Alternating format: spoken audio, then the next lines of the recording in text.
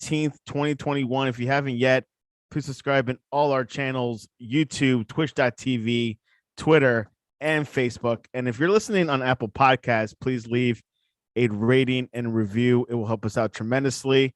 And of course, follow us on Twitter at the Sportscast1, or you could go to our website, thesportscast.net, and download our app, The Sportscast, for iOS. So last night, the Steelers had to edge out the Seahawks without a Russell Wilson, 23-20.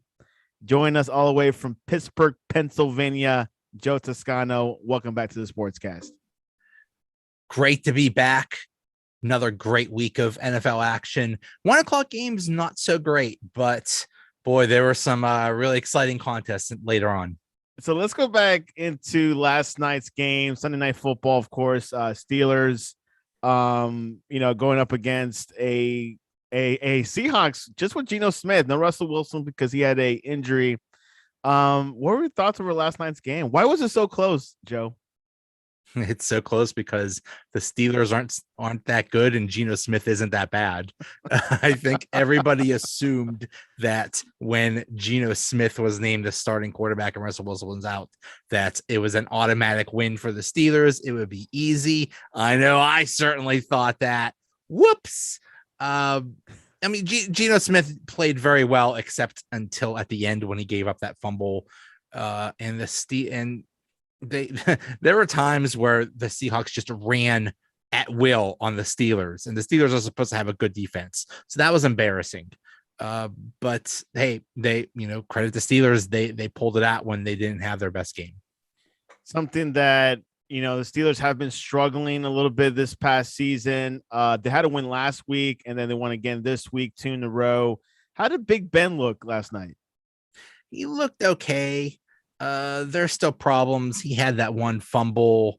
I mean, there's always going to be issues with him not being so accurate, and he's not mobile at all. I mean, he has his limitations. He's 39. That's what you're going to get. But he's better than he was earlier in the year when the offensive line was absolutely horrible. At least it's better now. He has more time. He can make better decisions. He still makes good throws, but there's also bad throws. Darrell Taylor from the Seahawks had a huge injury. He had to be stretched off last night. He was immobile, but according to this morning, he was able to move. So it's not as severe as people thought. Yeah, that was really ugly. He was out for a long time and took him. I mean, it was very serious, and he was taken to a hospital. Thank goodness he seems to be all right. We've seen with Ryan Shazier of the Steelers, he became paralyzed on the field, and he really, he's better now, but he was basically forced out of football. So you hate to see injuries like that. Glad he's better.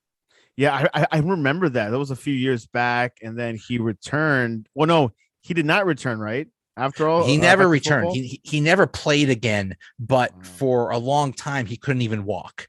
And so now he's able to walk and lead a somewhat normal life, right. And that's great, but he'll never play football again. Well, prayers to him. Hopefully he feels better. Mr. Taylor of the Seahawks, of course, things happen in football. It's a gruesome sport. That's why it's a short season. It's not all year long. If it was, I don't think Tom Brady would be playing by now. Yeah. Okay. Yeah. It's scary. Anybody can go at any time. That's the thing about football. Well, we don't have music today, but we're going to go through it a little bit more upbeat in the voices, but Joe can help us out. Yesterday morning, 9:30 in the morning. I'm not sure if Joe got up. I was up. Didn't watch the game though.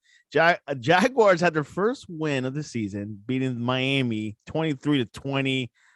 It was a field goal by Matthew Wright of the Jaguars. The Miami Dolphins had a chance, but could not close the deal. The Jaguars did. First win in London and first win of the season. I think after 16 games, Joe? They were approaching. I don't know if they broke it or they tied the record for most losses, ever in consecutively. So, good. They broke that. Good on them. But Dolphins, what's going on? Oh my goodness. Trevor Lawrence. Yeah, go ahead. I was just gonna say, my goodness, the Dolphins just that's inexcusable. There is no excuse for. I don't care where the game is. There's no excuse for losing a game to Jacksonville. Jacksonville is that bad. Tua Tagovailoa started after missing for 3 weeks. He finished 33 of 47 for 329 yards with 2 touchdown passes and 1 interception in his return from fractured ribs. I don't know. It feels like he's struggling to find receivers. He's like running around and he's scrambling. Tua's not. It feels like he's not feeling at home, even though Waddle's there. Yeah, it was weird that he came back from injury, and as he comes back from injury, they have him attempt 47 passes. You know, how about easing him in a little bit? How about, not putting the whole game on him? He's rusty. You have to expect that. Hopefully he gets better. Hopefully he could save the team, because I had the Dolphins picked as a playoff team before the season, and now they might be one of the worst records in the league. They're not living up to Joe's prediction. Trevor Lawrence had 25 of 41 for 319 yards and a touchdown, as he and Meyer finally earned their first NFL victories. The Chiefs, everyone thought the Chiefs are going downhill, facing a overrated Washington football team, but Mahomes had a good first drive, beating them 31-13. I think the Chiefs are back. It's hard to say because Washington is that bad, but the Chiefs did look better. Their defense did get better, and that's the main thing about the Chiefs right now that is just sinking their entire season. The Chiefs offense is fine, but their defense is so bad. So their defense did get better. So that gives them hope, but who knows about Washington? Washington's another team that you thought would be good, especially this defense. And this defense, they've allowed at least 29 points in 5 games. That's how many they had the entire 2020 season. Where's Chase Young? Exactly. What's going on there? I don't hear his name in SportsCenter. He's basically done nothing.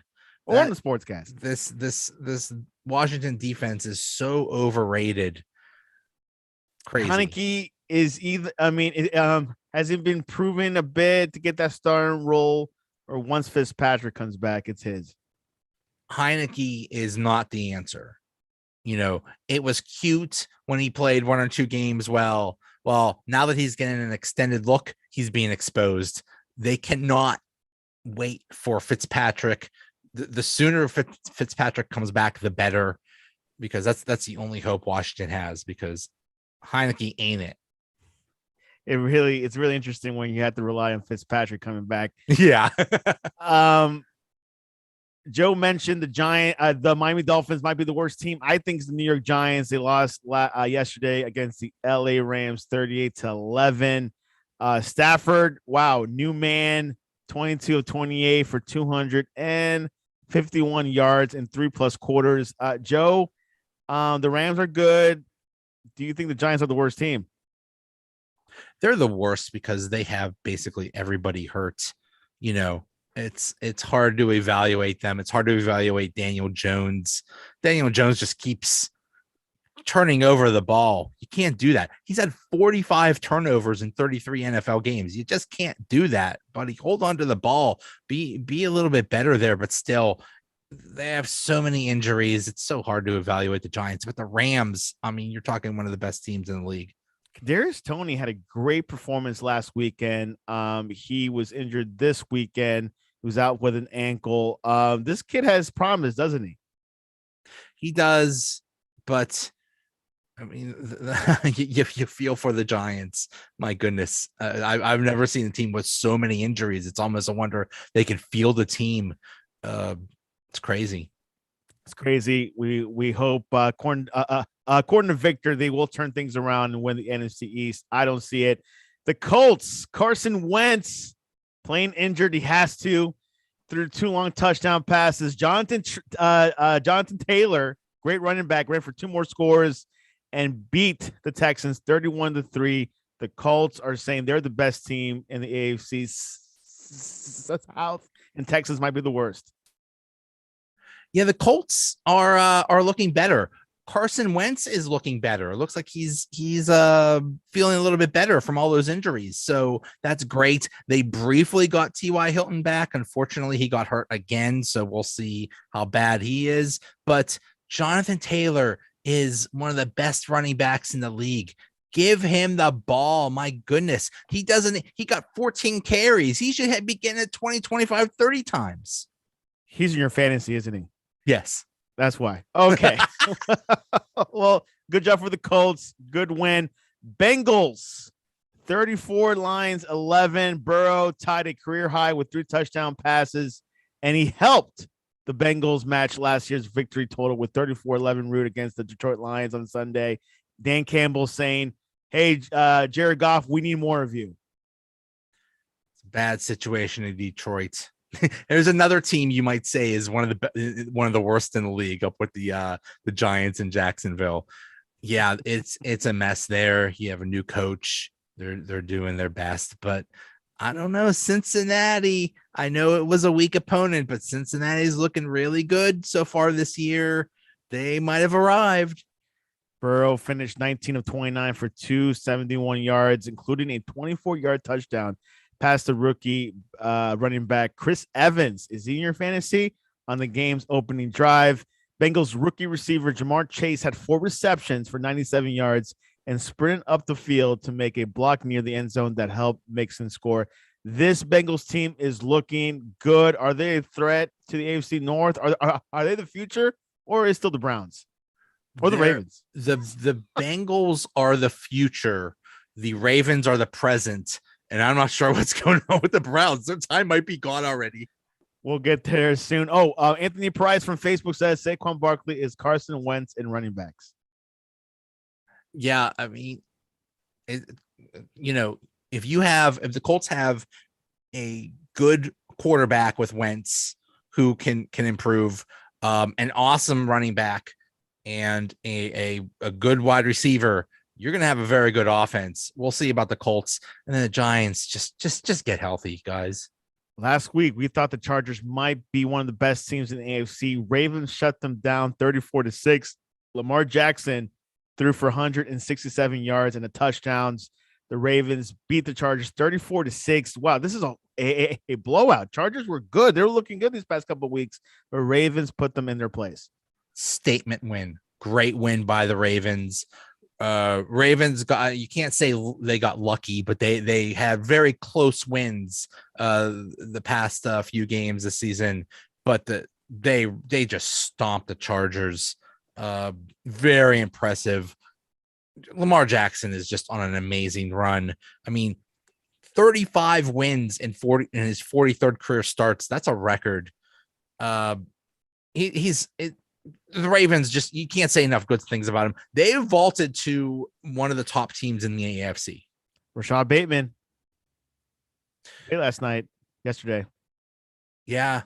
I mean, they're just so good right now. And the Chargers we thought were one of the best, but they have problems, especially their run defense.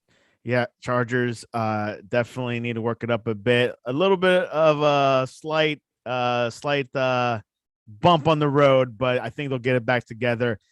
The Vikings beat Sam Darnold and the Panthers 34-28. Kirk Cousins threw for 373 yards and 3 touchdowns against the league's top-ranked pass defense, including the 27-yard touchdown pass to KJ Osborne, another Osborne, on the first possession of overtime to lift the Vikings to a wild 34-28 victory over the Panthers. Panthers had a good start, but then they lost, I think, the last 3 weeks, Joe.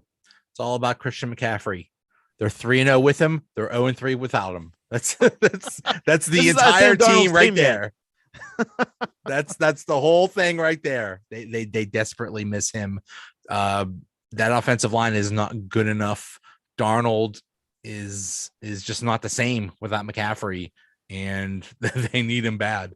Kirk Cousins, Dalvin Cook ran for 140 yards and a score, and Adam Thielen had a number of big catches, finishing with 11 receptions for 126 yards and a touchdown.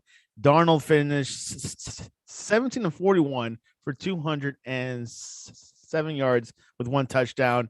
A lot more work to be done. Panthers they're right on track, but as Joe says, McCaffrey is the core of the team. So hopefully he'll come back healthy. The Cardinals are 6-0, Joe. They beat the Browns 37-14. Kyler Murray in Cleveland. Kyler Murray threw for 4 touchdown passes as the Cardinals remain the NFL's only unbeaten team and continued their best start since 1974. Without Kingsbury on Sunday, he had COVID. With huge win 37-14.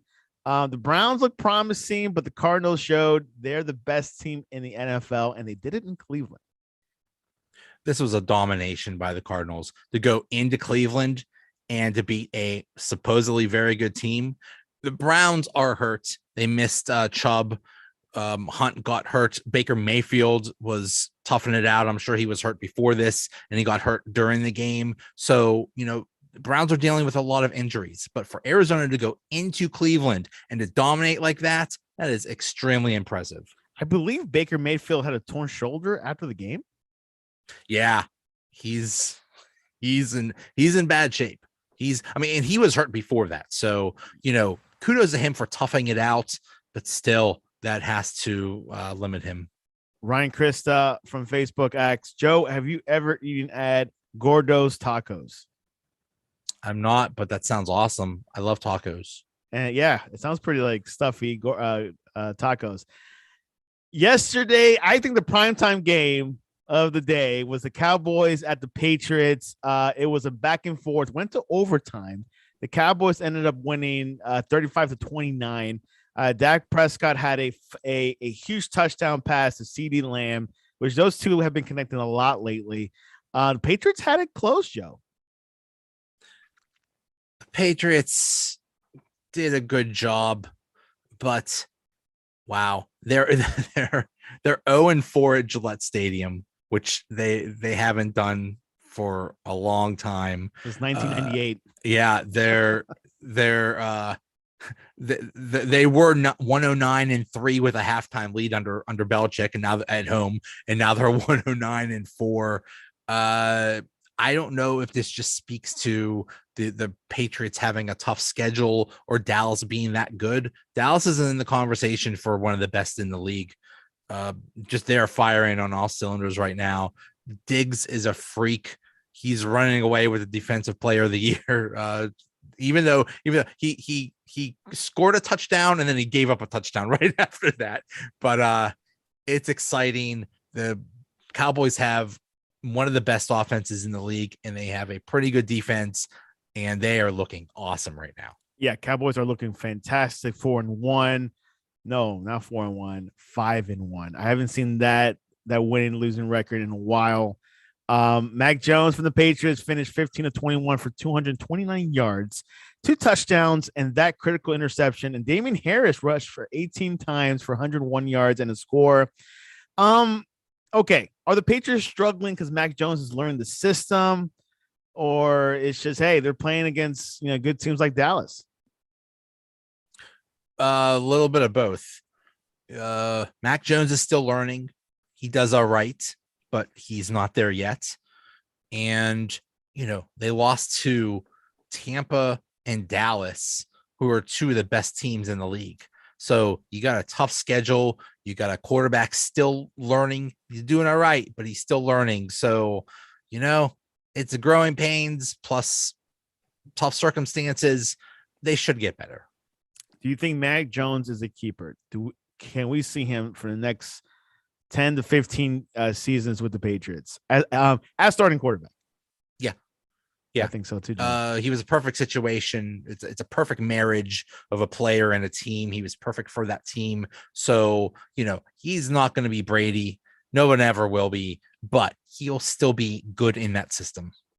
Let's look at the standings. AFC East: Bills 4-1, Patriots 2-4, Jets 1-4, and the Bills are 1-5. No, Dolphins are 1-5. Sorry about that, little mistypo.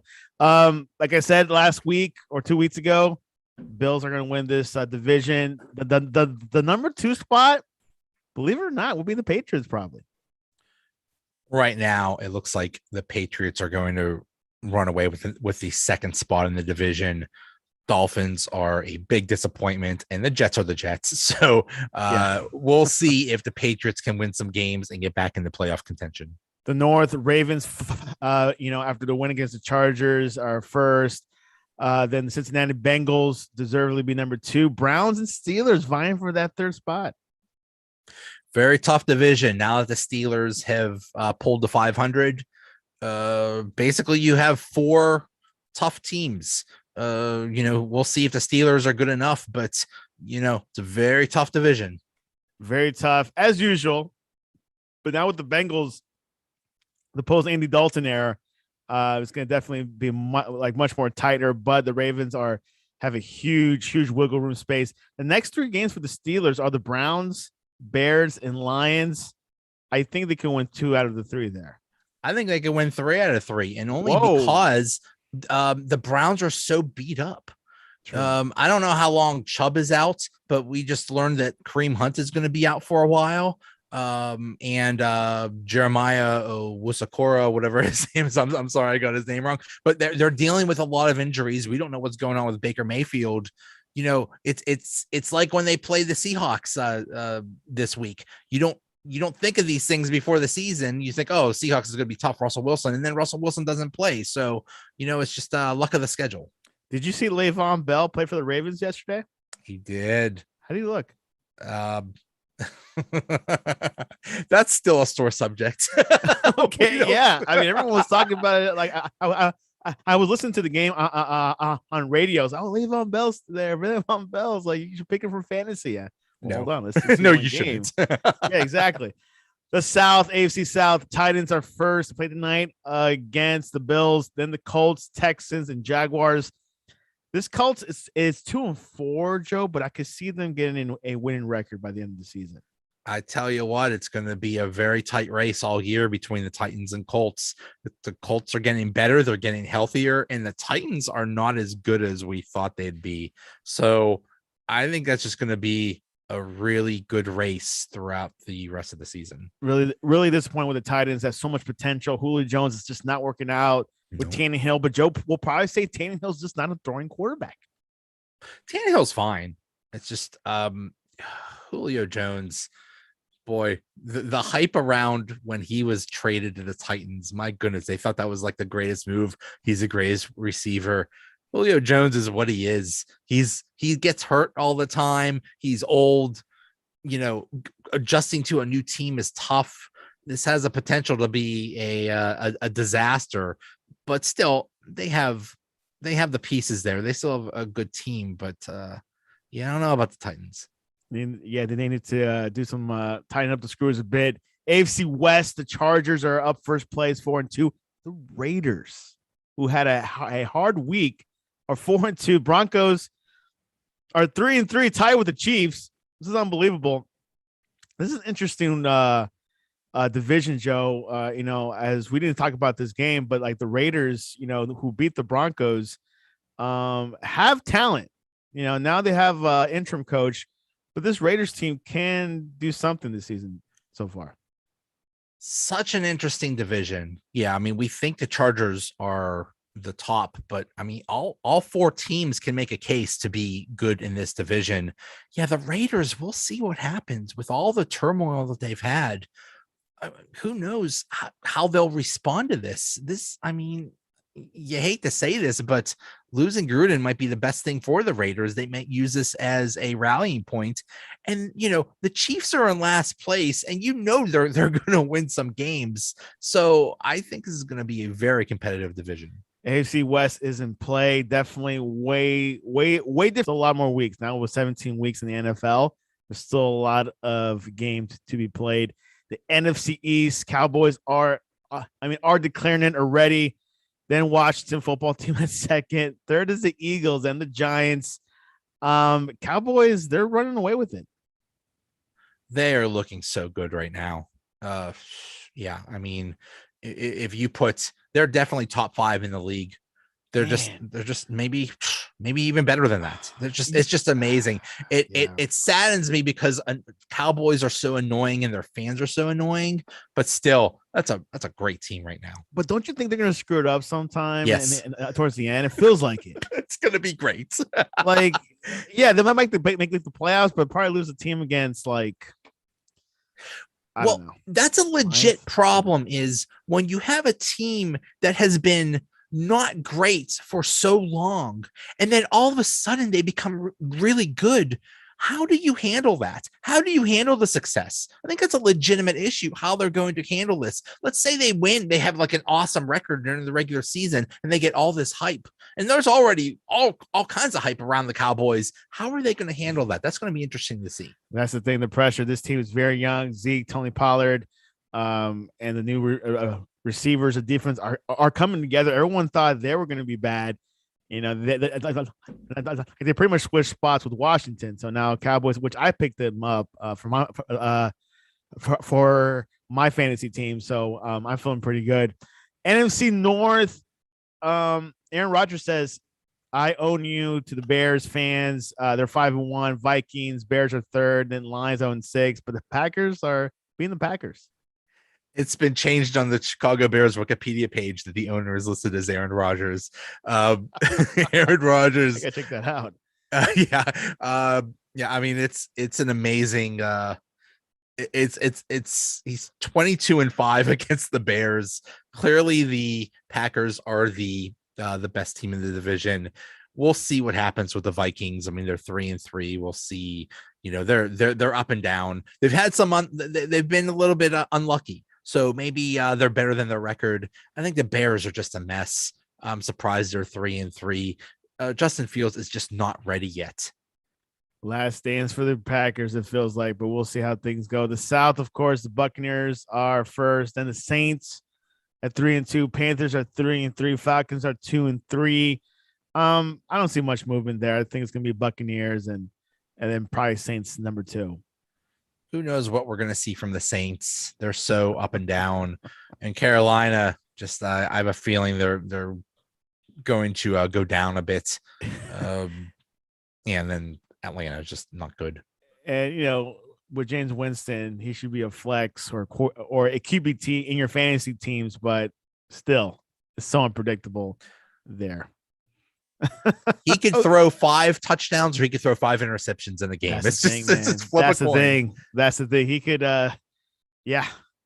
and playing against a high school football team and get 5 interceptions. So that's right. It could happen. Anyways, tonight, Monday Night Football, AFC Showdown. The Bills are going to Tennessee Titans. Joe, what is your prediction there? Bills are, with what they did to the Chiefs, they've basically established that they're, if not the number 1 team in the league, real close. And like we talked about the Titans, their Titans are just very up and down. So I think the Bills are going to destroy them.